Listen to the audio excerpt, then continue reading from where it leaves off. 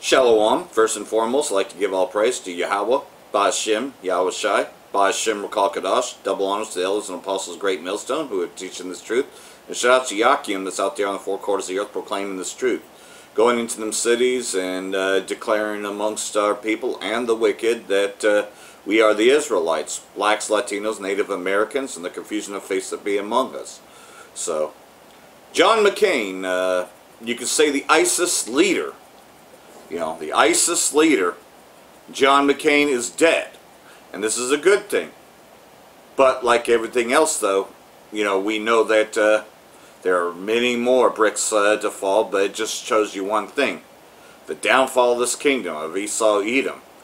When the, I'm going to get some scriptures out of the book of Proverbs chapter 29 concerning this, but, you know, you have that going on. That's one of the first things that happen. But in the meantime, they're also planning the next false flag chemical attack in Syria, another one. They're already saying that Assad is using chemical weapons in Idlib province, so they're looking for even more provocation to say, well, you know, Assad's done this like 2 or 3 times, you know, so the white helmets are setting that up in the Idlib countryside. That's because Assad is winning, and he's taken out all the terror groups, in which John McCain is one of the ISIS leaders. We know that these so-called ISIS terror group is really Israeli secret intelligence services, and they, you know, are looking to destroy Syria. And we know they're eventually going to prevail against Syria, because all these nations that conspired with Esau for us to not even remember that we were Israelites would push Christianity. Pretty much they're all being destroyed now by Esau, the one that they made a deal with. And they know that this devil does not belong in the state of Israel. The Israeli state in Levant, ISIL, they know that that doesn't belong there. That these are not the people who are there. You had, you know, others say, well, they were black, then they came back white. It's because they know that they've conspired with Esau that we wouldn't remember that we were the Israelites. You know.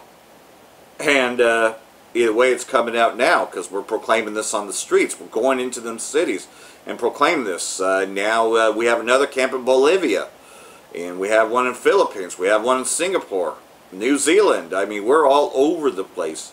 There's Jakes everywhere. It's a Jake over. And, you know, pretty much its kingdom's coming down. But we have another incident, and, well, I say so-called shooting, because most of the times that you hear about shootings, for one, you have a bunch of crisis actors, and you it's usually to push their agenda, like March for Their Lives and other shit, you know, just to try to ban guns, you know, for gun control propaganda. This may or may not be a true story, but it's believable enough to be a true story that you know, somebody got butt hurt because they're losing the fucking game, and so they just fucking pull out a gun and start fucking going ape shit, you know. But it's not a mass shooting, you know, like another brother had put it in the video, which will be in the longer length videos, which are on Confusion of Face Reading 2. It's where I put the longer length videos, you know, where I break down other brothers' videos, you know, I kind of speak about it, and I also look at actual news clips. Those are my longer length videos, which I'll use the second channel for, pretty much. It's always good to have backup channels anyways, because we know Esau has taken down my channels many a times because I show truth and everything. You know, because that's what we are to do, is to dispel the lies. You know, so that's what we're doing, is we're dispelling. In other words, we're actually telling you the truth amongst the lies of Esau. So again, may or may not be a true story, but we'll just look at it this way, though. Looks to me that this could be an actual story, as we know. Actually, it's, I believe, Great Millstone Northwest that actually, you know, as they were driving to go to camp on Sunday, they had broken it down a bit. You know, that's pretty much, they got bent all out of shape over a goddamn game, you know, and, you know, again, I have video games, and I've played role-playing games, I've played other games, and yeah, I can admit that sometimes there's a little bit of emotion. You know, you're playing a main character and then one of the main characters gets killed. But that doesn't mean that I take it to the streets, man, and I'm fucking gonna, like, I'll take Final Fantasy VII, for instance. The character Aerith got killed because Sephiroth put a sword through her, but that doesn't mean I'm gonna be going into the fucking cities, man, and fucking killing some motherfuckers because I'm pissed that Sephiroth killed Aerith, one of the characters of my party, you know? But, you know, man, you got some real fanatics over these fucking sports. The fact that this is a sports game on top of being a video game, man. You know, these fucking fanatics, which most of the time are Edomites. But Jake's get just as emotional about this shit, too, you know. My wife could even tell you a story. So I just tell it from her. And she had an uncle that fucking threw a goddamn, I think it was like a pacifier bottle through the TV, ruined the fucking TV because he was pissed that Oakland Raiders was beating the Pittsburgh Steelers. Got pissed about that shit, ruined the fucking TV.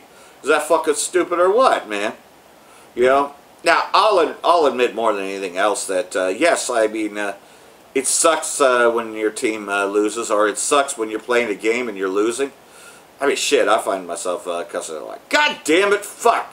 But that's about it, you know, I'm not actually going out in the streets and all that. But then again, me being a Jake versus an Edomite, Edomites can't handle shit, man. You know, you tell them about the littlest little bit of struggle, man, they fucking get all bent out of shape. So, anyhow, yeah, there's that too. And then you got the aftermath of the car fire, pretty much up here. And of course, the homeless population was already big here. So what had happened is I had gotten run off last Saturday. I was supposed to be at camp in San Francisco, but kind of got run off by private security saying that the bus wasn't going to make it, you know, that that bus got canceled, and so I wouldn't be able to get on until about the 9:30 bus, and I was already at the bus station at 4:20 in the morning. So 9:30 would put me in San Francisco about 5 o'clock. Camp starts at 4 o'clock. So, you know, by the time I would get on BART to get over to that place, man, I'd already be showing up late for camp, and what's the purpose in paying that kind of money for that, right? So my whole trip got ruined.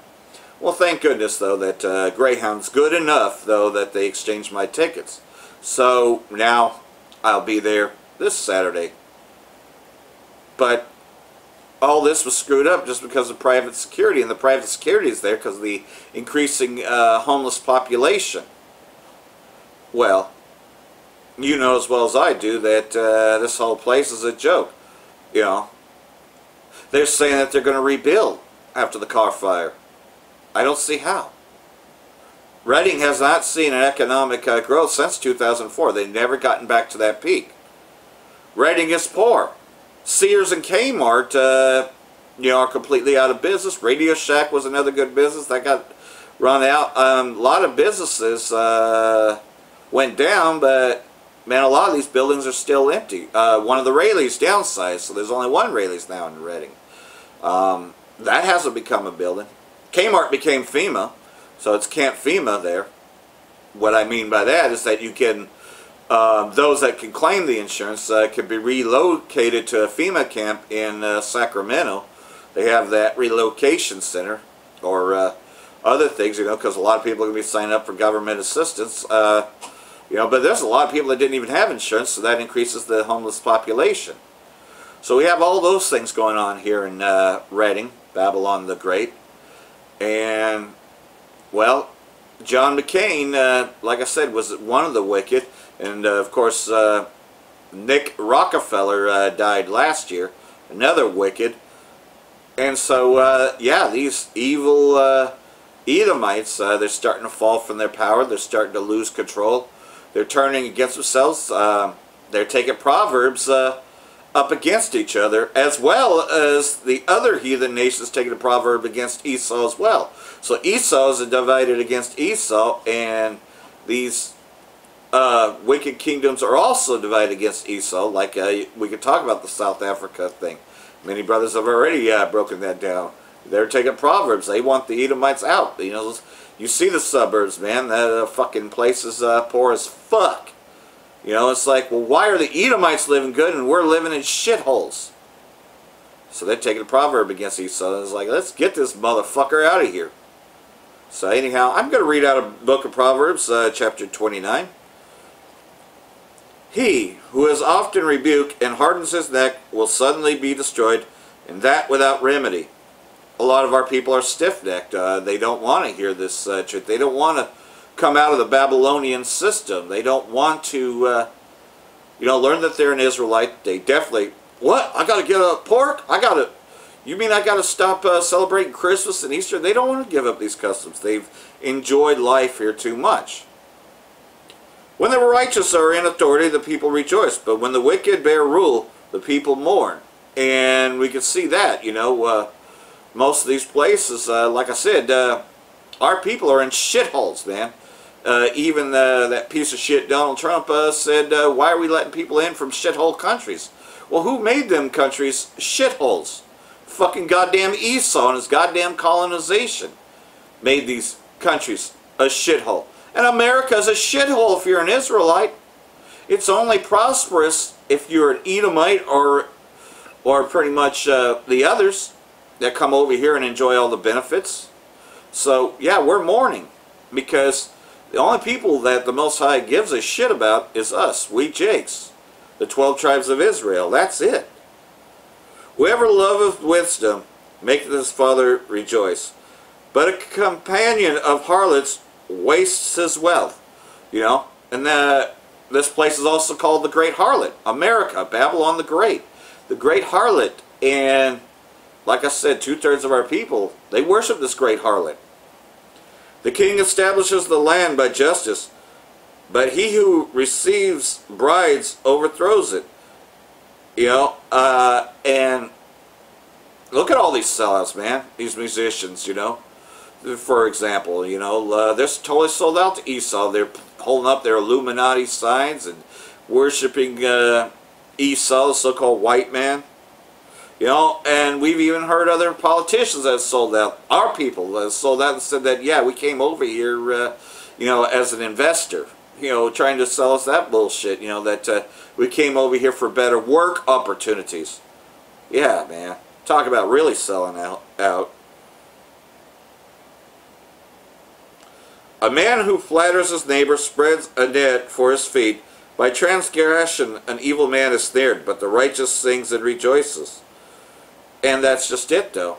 This whole place is nothing but transgression. It's a snare unto our people.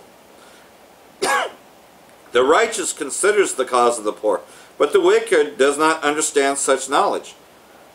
Well, I was just talking about the fucking poverty rate here in Reading, the homeless situation, and now all these places are hiring private security. The bus station, everywhere has private security now to keep the homeless out. Why? It's because of the fact that, they're fucking stuck up, rich fucking pieces of shit that, oh, I don't want them here. Not here.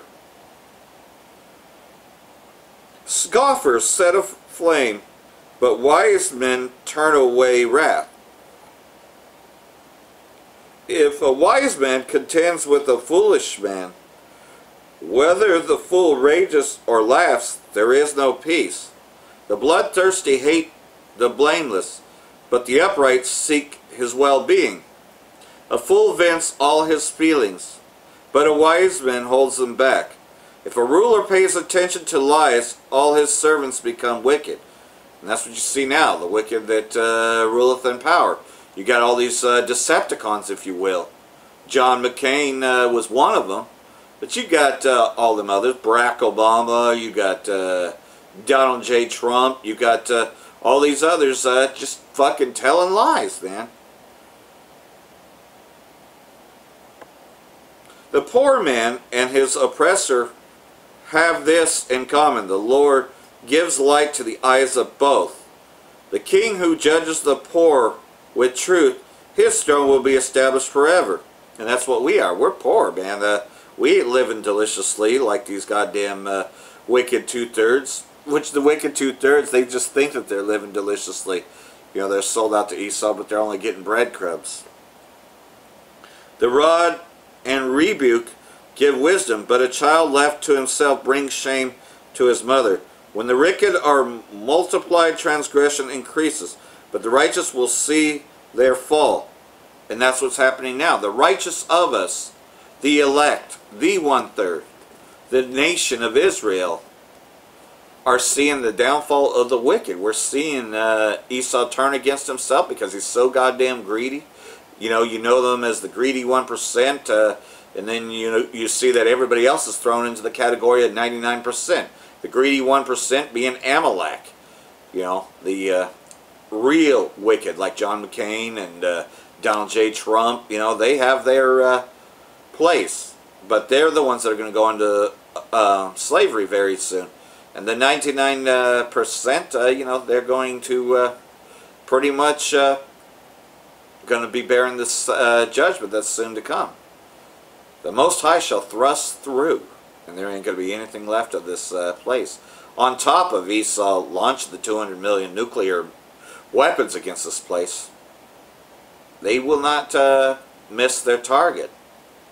And that's a good thing, because we're seeing that come to be. As Esau's pushing the mark of the beast, you're seeing it more and more in the movies. Almost everything now shows you stuff like the movie Upgrade and other things that pretty much almost everything is being microchipped. They're showing you the microchip technology. Pretty much that, you know, Esau wants to be Superman and believes that, you know, putting chips into people, you know, by making them believe what a fool believes, that somehow this microchip is going to give them godlike qualities, you know, that they'll be able to do anything. You know, they are totally sold on it. And they're going to just end up, you know, those that take it. You know, you got other camps that are saying that the mark of the beast is not the microchip, and that it's okay to take it. ISUPK tells you it's okay to take it. That the mark of the beast is Christianity. And then you got IUIC, you know, pretty much teaching almost the same thing as well. They're not even teaching the name of Yahweh Ba'Hashem Yahweh Shai. You know, they're saying that we don't know the name. You know, and those are, you know, pretty much you can't even really call them Israelite groups. You just may as well call them, you know, Satan. You know, you can call them Satan, you can call them adversary to everything that the word of Yahweh Ba'Hashem Yahweh Shai Ba'Hashem Rukal Kadash teaches. And that is what's going to get 2/3 of our people killed. Because they do not want to leave the philosophies of Esau. They'd rather blend it. But we're not meant to get along with everyone. Can't you see? Looking at everything, that not everybody's going to get along. Esau doesn't even believe that bullshit. But that's the message that they push. Everything's a Decepticon. That's his witchcraft. So I hope this has been edifying, and like everything else, though, keep proclaiming this word while we still can. Until next time, you know, pretty much, you want to see the longer length video, just switch over to Confusion Face Reading 2 channel. And until next time, Barakatah.